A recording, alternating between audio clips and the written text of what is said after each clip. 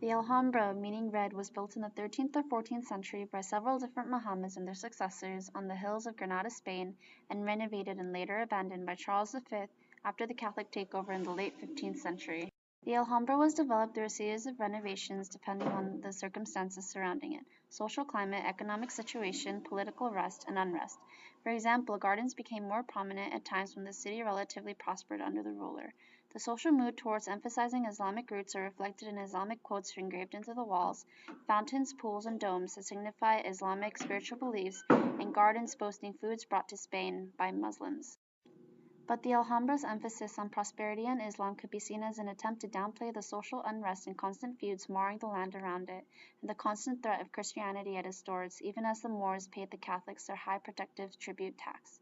The beauty within the walls of the Alhambra was perhaps meant to take away from the fact that it was still walled. The grandness of the wall meant to take away from the threat of why the wall was necessary. The plan of the Alhambra is very intricate due to the various hills surrounding it.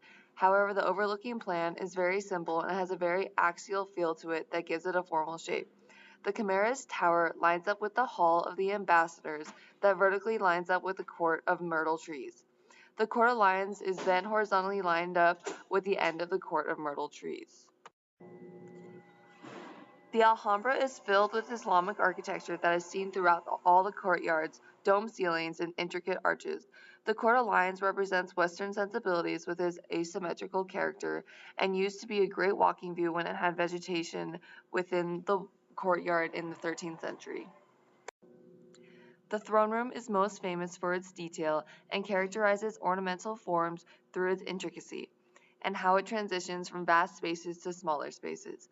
It also is a place that shows the Islamic culture through its verses in Islam throughout the building. In fact, the whole place is filled with Arabic and Islamic inscriptions that make it such a religious and cultural attraction. The Alhambra doesn't have a single design intent because it doesn't have a single designer with a single intent. Originally built as a fort, the Alhambra is surrounded by high walls meant to keep out attackers and give Muslim soldiers the advantage of higher ground. Although the irrigation system flowing through the Alhambra watered the extravagant gardens and fountains, it was first installed to water its soldiers and their officers. But it was also these irrigation systems that allowed the Alhambra to become a place of luxury by making possible fresh water and bathing. At the same time, inside these walls, the greatest and grandest rooms are the rooms reserved for politics, such as the Hall of Ambassadors, emphasizing its purpose as a center for political exchange. The Alhambra is a very immense landscape that depicts all types of architecture and uses its space in many different ways. There would be very grand and defined entrances, and then there would be very simple pathways and gates. Even the courtyards and ceilings would incorporate incredible power with its defiant columns and relics and geometric shapes, but then some courtyards would be delicate and filled with tile and honeycomb ceilings.